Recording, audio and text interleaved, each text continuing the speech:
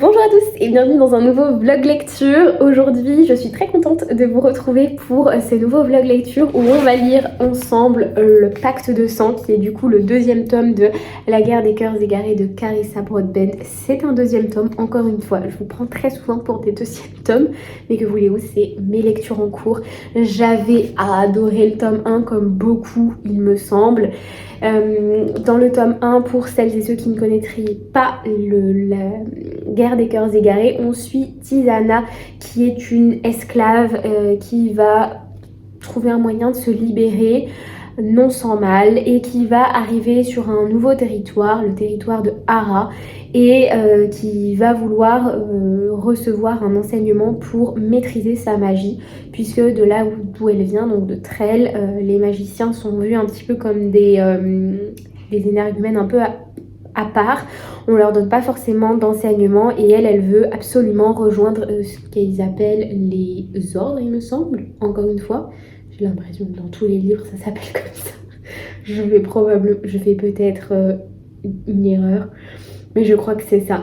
Elle veut rejoindre les ordres et du coup donc qui est une armée de magiciens globalement, et donc du coup elle doit suivre une formation et passer un examen pour pouvoir accéder à une place au sein de cette armée. Et elle va être nommée étudiante d'un certain Max. Max qui est un homme assez renfermé, assez froid, qui ne veut plus rien avoir à faire avec l'armée parce qu'il s'est passé quelque chose il y a plusieurs années. On sent que c'est problématique au fond de lui.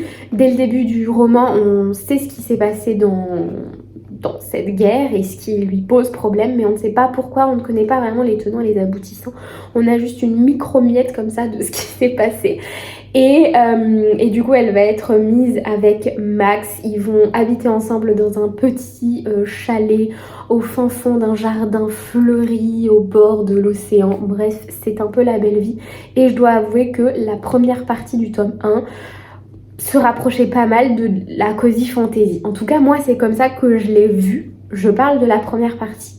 Parce que la deuxième partie, on est sur de la guerre, on est sur de la violence, des batailles vraiment bien décrites, assez gore.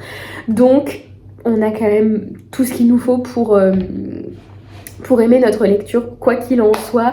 J'avais adoré ce premier tome, j'ai beaucoup apprécié la relation que l'autrice a essayé de construire entre Max et Tisana, puisque ça va vraiment être les deux protagonistes du premier tome et de ce tome-ci aussi, visiblement, puisque dans la deuxième partie on a aussi le point de vue de Max, et ça j'ai beaucoup aimé parce que je trouve que c'est trop peu fait en romantasy ou même en livre classique, d'avoir le point de vue masculin de l'histoire, et je trouve que c'est extrêmement intéressant parce que ça apporte une dimension beaucoup plus profonde à l'histoire. Et dans ce deuxième tome, j'ai le plaisir de voir qu'il y a 3 points de vue différents.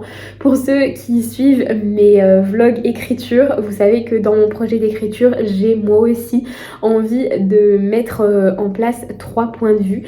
C'est en tout cas ce que je fais pour le moment, et du coup je trouve ça encore plus intéressant et enrichissant de suivre un livre avec 3 points de vue différents. Ça me montre un petit peu comment monter aussi une histoire pour que tout puisse être cohérent. Surtout que là on suit 3 points de vue avec des temporalités différentes, et pourtant on n'est absolument pas perdu. Donc j'ai à peine commencé le tome 2, j'ai lu pour le moment une centaine de pages et franchement j'aime beaucoup. J'avais oublié à quel point la plume de Carissa Broadbent était juste incroyable, vraiment. Dans le tome 1, voilà, comme je vous l'avais dit, il y a cette première partie cosy fantasy, mais qui est pas du tout ennuyante. On n'est pas sur de la cosy fantasy où il se passe rien, et voilà, c'est vraiment, on apprend à connaître les personnages, c'est lent sans être ennuyant. C'est vraiment très bien fait. Et par contre la deuxième partie, on rentre sur de la romantasy comme on aime, comme on a l'habitude d'en voir. Et j'adore sa plume, je trouve qu'elle a une capacité à décrire les horreurs de la guerre, les horreurs des batailles, de la torture. Et je me rends compte à chaque fois qu'en fait c'est toujours ce qui me marque le plus dans les auteurs et autrices, c'est leur façon de décrire les scènes dramatiques. En fait, ça, forcément c'est des émotions fortes et c'est des émotions qui sont difficiles à faire naître chez le lecteur, et du coup c'est toujours ce que j'admire en fait dans les récits qui me font comme ça sentir Vous avez peut-être entendu mon chat éternuer. Je disais ouais, que c'est toujours des émotions qui sont très fortes et ça, voilà, c'est toujours un travail que j'admire en fait chez les gens. Et c'est ce que j'aime dans les livres aussi, ressentir des émotions. Donc forcément quand c'est des émotions comme ça de terreur entre guillemets, c'est toujours, ça prend au trip je trouve et c'est ça que j'aime bien. Donc voilà, écoutez, je vous emmène avec moi. Je pense qu'on va quand même être ensemble plus d'une semaine parce que vu la bricasse que c'est, il me semble, je crois, je le pose juste devant vous, il y a 758 pages. On va même pas lire ça en une semaine, c'est moi qui vous le dis. Même si je l'ai quand même bien avancé, voilà. On va quand même se retrouver, je pense, pour une dizaine de jours. En tout cas, j'ai très hâte d'en savoir plus dans ce deuxième tome. Et il me semble en plus que le troisième tome est sorti. Donc, probablement qu'il va y avoir un autre vlog lecture sur ce troisième tome. On ne sait pas. Mais ça devrait arriver bientôt. Je vous reprends en cette matinée. J'ai pu lire un petit peu encore ce matin et ça fait plusieurs jours que j'ai commencé le pacte de sang. J'en suis, j'ai quand même bien avancé et j'en suis page 244, donc j'en suis plutôt contente et je voulais faire un petit point avec vous pour vous dire un petit peu ce que je pensais de ce deuxième tome. Pour le moment, j'adore, évidemment. Je pense que ça se voit à ma tête et j'aime particulièrement, si vous entendez des bruits à l'arrière, ce sont mes chats. J'aime particulièrement la gestion temporelle de ce deuxième tome. En fait, il y a des chapitres sur des moments clés de l'histoire, donc des batailles en particulier, des développements de stratégie qu'il faut un petit peu comprendre et bien approfondir avant de dérouler le fil de l'histoire. Donc il y a des moments, des chapitres où on va passer comme 2 heures, 3 heures avec les personnages et vraiment se concentrer sur ce qui va se passer et ce qu'ils vont décider de faire surtout. Et il y a des chapitres où on va passer plusieurs semaines et où juste il va y avoir des descriptions de ce qui se passe pendant ces semaines et justement le fait que c'est une certaine répétition de bataille, d'assiègement, je sais pas si ça se dit, en tout cas de siège, d'affaiblissement des populations et d'entraînement et de...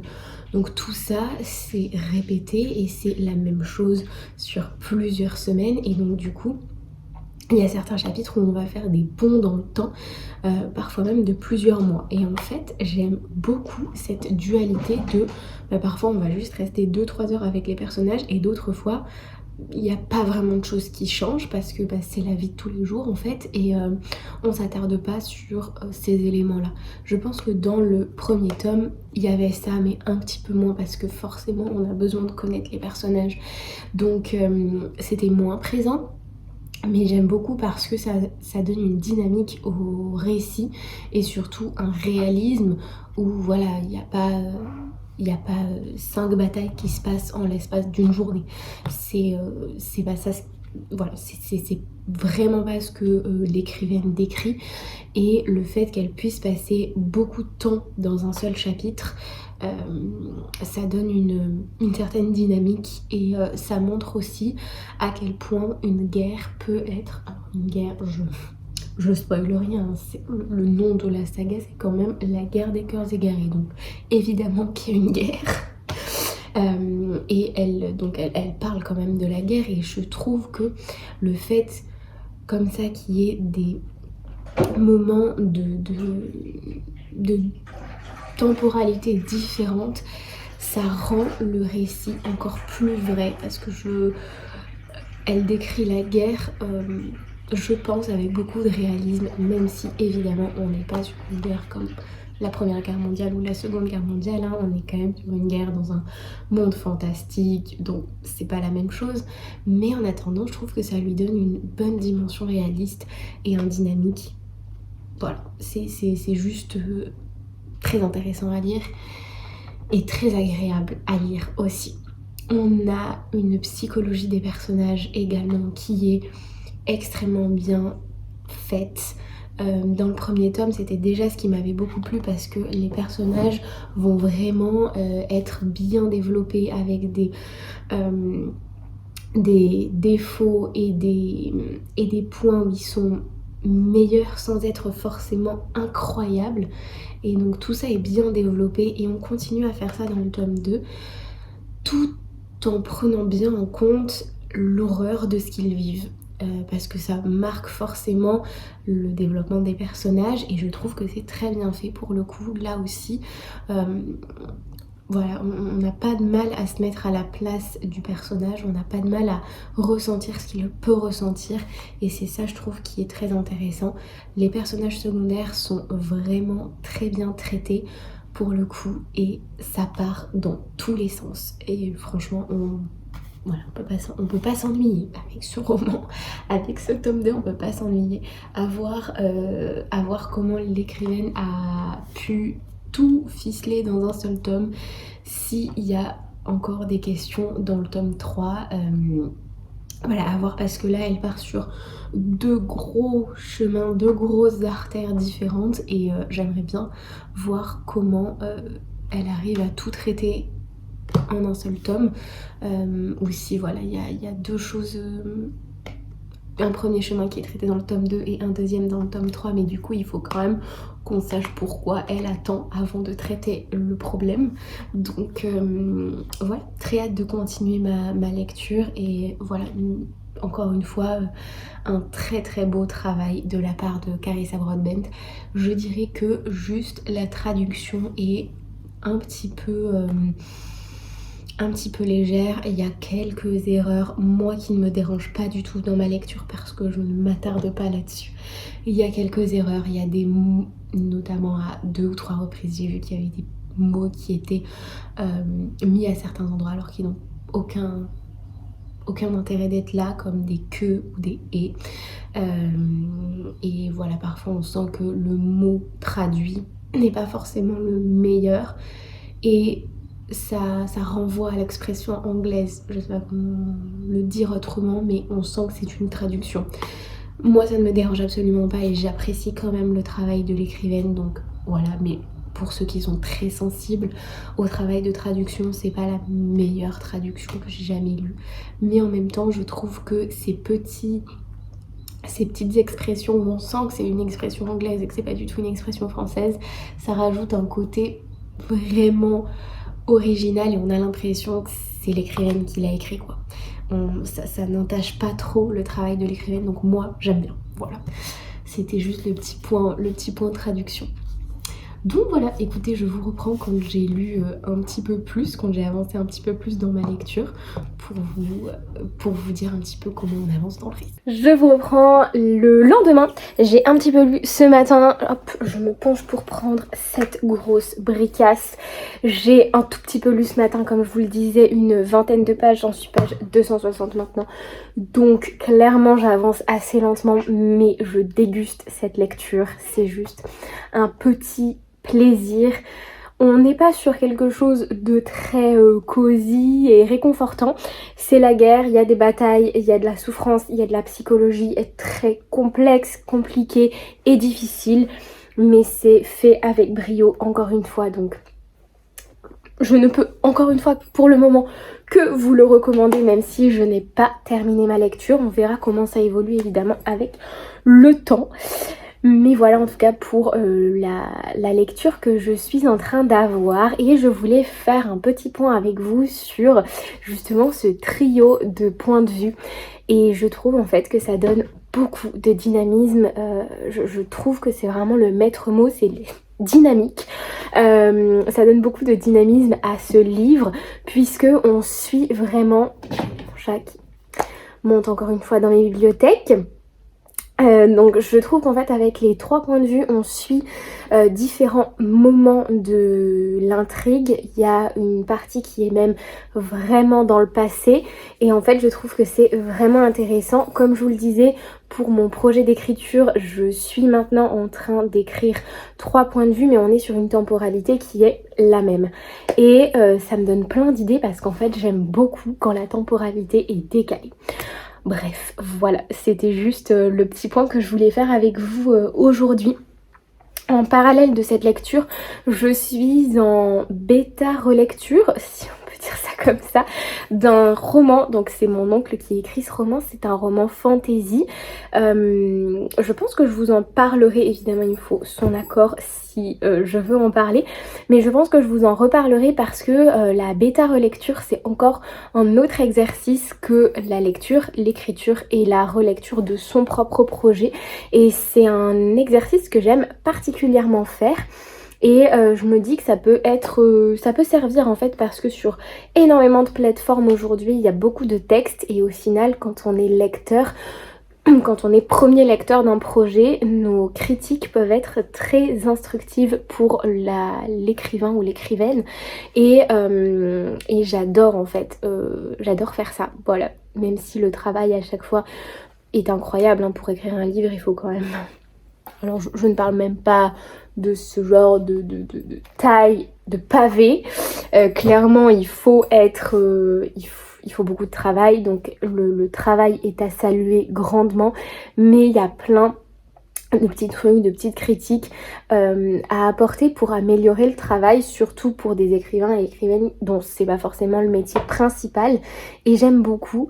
Et je me rends compte aussi que du coup, quand je lis des lectures comme celle-ci, mon regard est beaucoup plus critique et il y a certaines scènes où je me dis là j'aurais peut-être dû plutôt ça.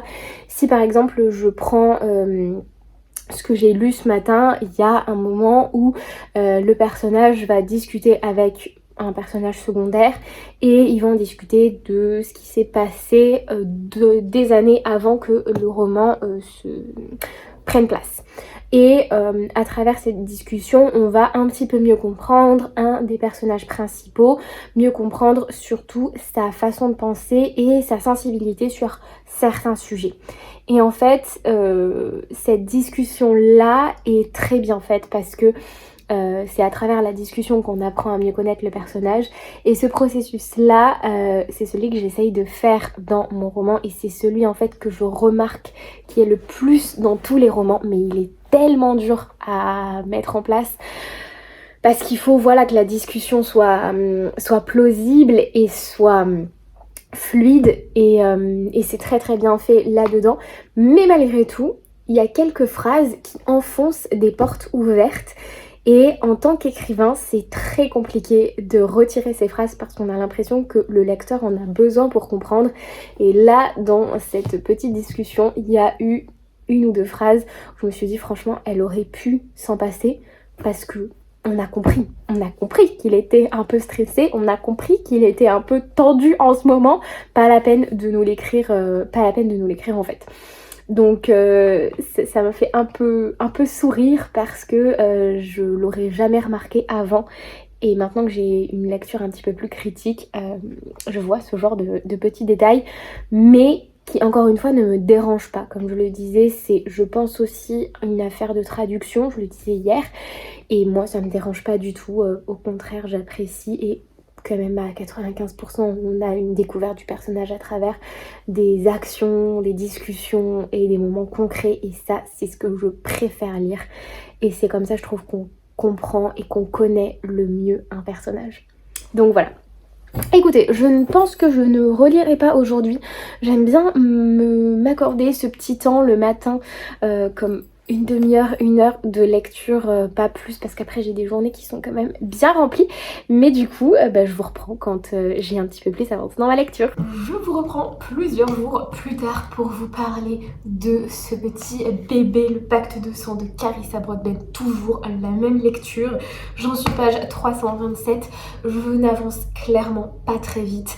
J'essaye de prendre mon temps et en même temps j'ai assez peu de temps pour lire. En tout cas, je prends assez peu de temps pour lire cette semaine et ces derniers jours, mais à chaque fois c'est un pur bonheur de replonger dans ce récit. On avance vraiment très bien dans toute la quête et toutes les épopées des personnages. J'adore le troisième point de vue, donc qui est le point de vue de Aefé. Aefé, je ne sais pas trop comment on le prononce. Moi dans ma tête ça se prononce Aefé. Et donc ce personnage-là, on apprend un petit peu à le connaître à travers différents moments de l'histoire. On ne sait pas qui c'est, mais avec la lecture du premier tome, on peut se douter de qui c'est. Je sais plus si je vous avais déjà parlé de ce personnage ou pas. En attendant, j'adore son point de vue et j'adore la construction de l'histoire autour de celui-ci. On a du coup la présence des failles qui est beaucoup plus importante que dans le premier tome. Dans le premier tome, on les évoque, mais c'est une espèce qui est en fait disparue, ou en tout cas qu'on pense être disparue. Et dans ce deuxième tome-là, on remonte en fait des années, voire des siècles en arrière. La temporalité n'est pas forcément hyper précise, mais du coup, les failles existent et on va suivre un petit peu leur descente aux enfers, si je peux dire ça comme ça. En tout cas, voilà, c'est ce qu'on pense à ce stade-là, c'est ce qu'on pense à la fin du tome 1, c'est toujours ce qu'on pense à peu près à un peu moins de la moitié de ce tome 2. Le personnage de Zérith qu'on rencontre dans le premier tome est très très intéressant. J'apprends tellement à l'apprécier dans ce tome-là. Dans le premier tome, il est assez effacé et en fait on le voit vraiment à travers les yeux de Tisana et de Max. Donc il y en a un qui l'aime et l'autre qui le déteste. Et là on a voilà cette présence qui est hyper plus, moins, blanc, noir, on ne sait pas sur quel pied danser avec ce personnage. On le déteste et en même temps on le comprend et on apprécie un petit peu voilà, et en même temps c'est une personne détestable qui prend les pires décisions pour faire avancer les choses et en même temps on le comprend. Et ça, je trouve que dans le premier tome il est assez effacé par rapport à tout ça, alors que là on a une présence un petit peu plus importante. Noura, mais j'aime beaucoup trop ce personnage aussi. Elle est encore trop effacée pour moi à mon goût. Dans le premier tome on la voit très peu, là on la voit un petit peu plus, mais encore une fois trop effacée et elle serait tellement intéressante à développer parce que pour le coup on est aussi sur un personnage un petit peu blanc, noir, positif, négatif, on ne sait pas trop et j'aimerais tellement savoir ce qu'elle a dans la tête, ses objectifs, son but ultime, parce qu'elle m'intrigue énormément et j'espère qu'on en saura un petit peu plus. Là je vois qu'elle se rapproche des personnages principaux, donc je pense qu'on en apprendra un petit peu plus. Bref, tout ça pour vous dire que j'adore toujours autant ma lecture. Je déguste un petit peu ce deuxième tome et j'ai très très hâte de savoir ce qui va se passer. Pour le moment, c'est un sans faute, si ce n'est, comme je vous l'ai déjà dit et comme je l'ai déjà évoqué, la traduction. Mais voilà, ça m'empêche vraiment pas d'apprécier ma lecture et d'apprécier les personnages, l'histoire, l'intrigue, bref, tout ça. Donc j'ai très hâte de continuer. Je vous reprends plusieurs jours, voire plusieurs semaines plus tard. Vraiment ce vlog s'écoule sur plusieurs mois je pense. J'ai encore un petit peu avancé dans le tome 2 du coup de la guerre des cœurs égarés. Pour le coup il me reste une centaine de pages. Et je dois dire qu'en fait c'est vraiment une belle bricasse et que j'ai pas mal bougé ces dernières semaines, notamment du fait des préparatifs de mon mariage. Et c'est vrai que du coup à se trimballer une briquette comme ça, c'est pas forcément hyper facile à lire en tout lieu, à tout instant. Et c'est pour ça vraisemblablement que j'ai pris beaucoup de temps à lire ce livre et à le terminer. Normalement là je reste chez moi pendant plusieurs jours, voire plusieurs semaines, donc je vais réussir à en finir. Mais ce n'est pas parce que je prends du temps à le lire qu'il est moins bien que le premier. Franchement, c'est incroyable. Le rapprochement des 3 points de vue à la fin est juste fou. C'est des dilemmes que même le lecteur ne sait pas forcément choisir. C'est vraiment très très intéressant de voir. Il est extrêmement riche en fait, hein. Il y a vraiment une partie sur la guerre à l'état brut, et ensuite l'après-guerre, des décisions plus politiques, plus stratégiques, la présence de violence et le choix en fait d'un camp, alors que on n'a pas forcément envie de choisir un camp et on a envie parfois de se battre pour sa pomme, sauf que ce n'est pas possible. Voilà, vraiment c'est ça. Et c'est tellement intéressant, honnêtement, je ne m'attendais pas à ce qu'il y ait autant de richesse dans ce tome-ci, pour être tout à fait honnête. Donc là, il me reste une centaine de pages. Très honnêtement, je pense que je le terminerai du coup cette semaine.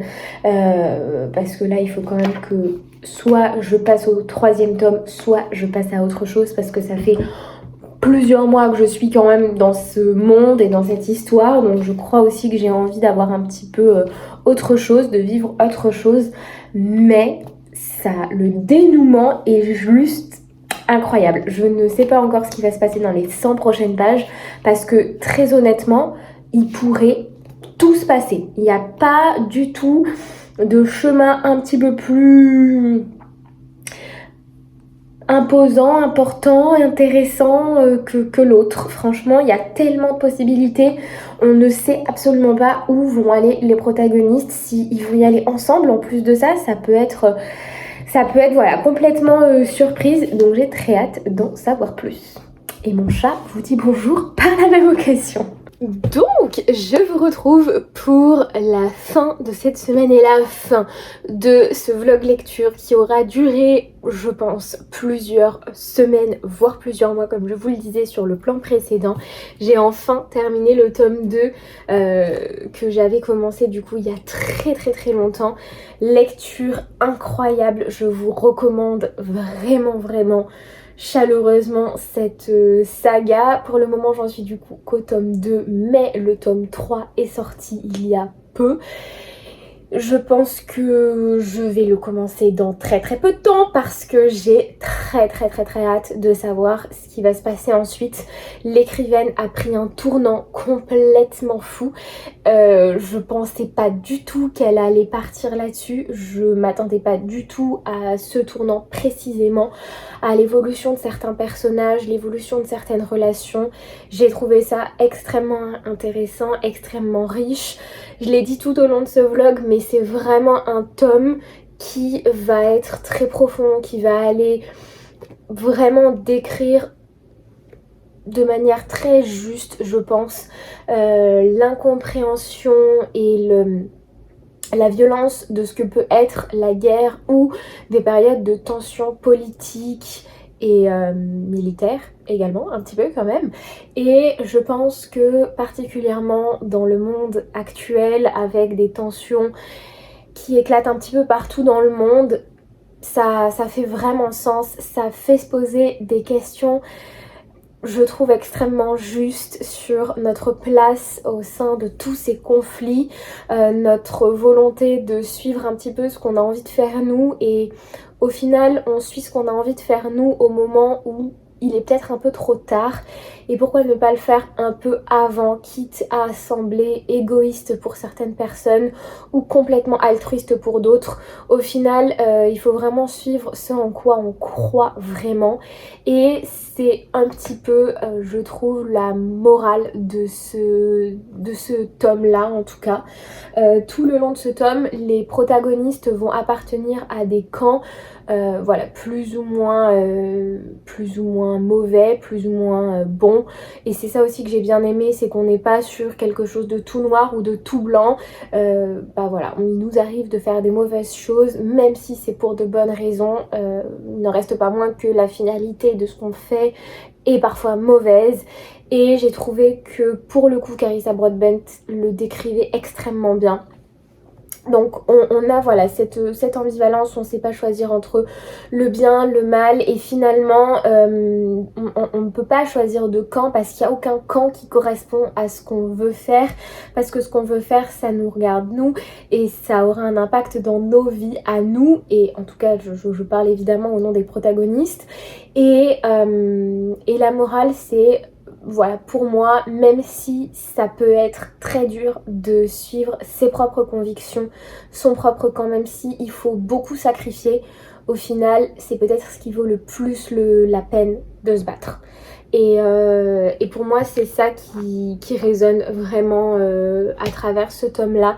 J'ai mille et une questions évidemment et je ne sais pas du tout le tournant que va prendre l'écrivaine dans le 3e et dernier tome. J'espère qu'elle va poursuivre un petit peu avec voilà, cette voie-là, puisque vraiment, selon moi, dans tout ce tome-là, c'est vraiment de ça qu'il est question en fait. Est-ce que ça vaut la peine de se battre pour la mauvaise personne si on a l'impression que c'est pour faire la bonne chose ? Mais au final ça reste quand même mauvais, et est-ce qu'il vaudrait pas mieux se battre pour directement les bonnes choses et les bonnes raisons en même temps, même si ça semble plus dur. Je sais pas si tout ce que je dis fait sens, mais c'est le sentiment que ça me laisse en fait à la fin de ce tome-ci. L'autrice y va vraiment dur avec tous les protagonistes. Je salue vraiment largement la dynamique des 3 points de vue parce que je trouve que c'est fait avec brio. Il n'y a pas de moment hyper circulaire, c'est-à-dire c'est pas du tout Tisana, Max, Effet, Tisana, Max, Effet. On va suivre plus ou moins les points de vue en fonction de ce qui se passe évidemment dans leur timeline, dans leur intrigue propre. Et c'est ça aussi que j'ai bien aimé, du coup ça nous permet de nous attacher à chaque personnage vraiment pour ce qu'ils sont et ce qu'ils veulent être.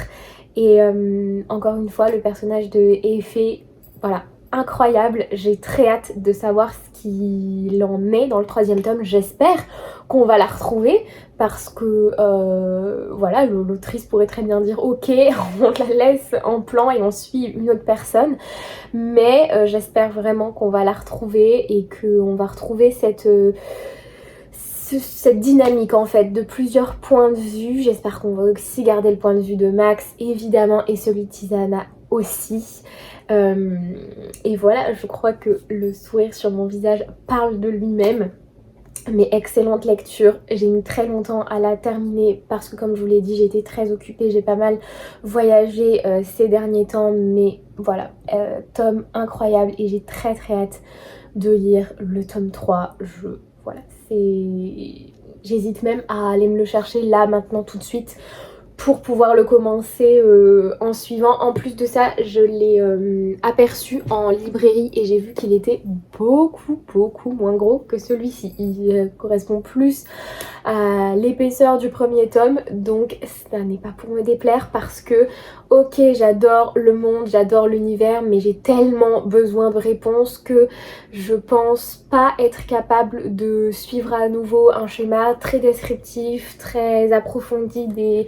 Voilà, pour moi là, le tome 2, il y en a eu assez. Maintenant j'attends dans le tome 3 beaucoup d'action et de prise de décision parce que pour le coup on a vu tout l'éventail des possibilités qui s'offrent aux protagonistes. Maintenant il faut qu'ils choisissent, il faut qu'ils prennent des décisions et il faut que ça avance parce que là ça stagne quand même un petit peu.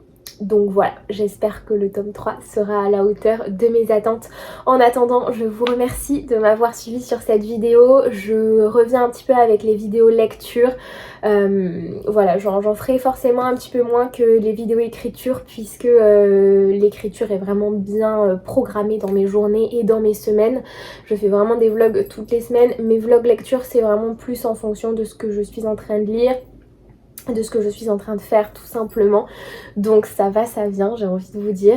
Mais j'espère malgré tout que vous avez passé un très bon moment. J'ai très hâte de vous lire en commentaire. J'aimerais bien que vous me disiez ce que vous êtes vous en train de lire, si vous appréciez votre lecture ou pas. Et si vous avez des recommandations à faire, n'hésitez pas à les faire en commentaire, que ce soit pour moi ou pour tous les autres qui vous liront.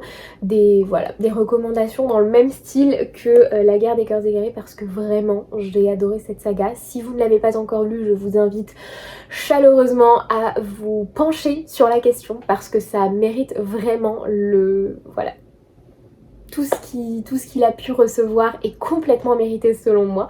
En attendant, je vous souhaite de très belles lectures jusque là et je vous retrouve très rapidement. Ciao!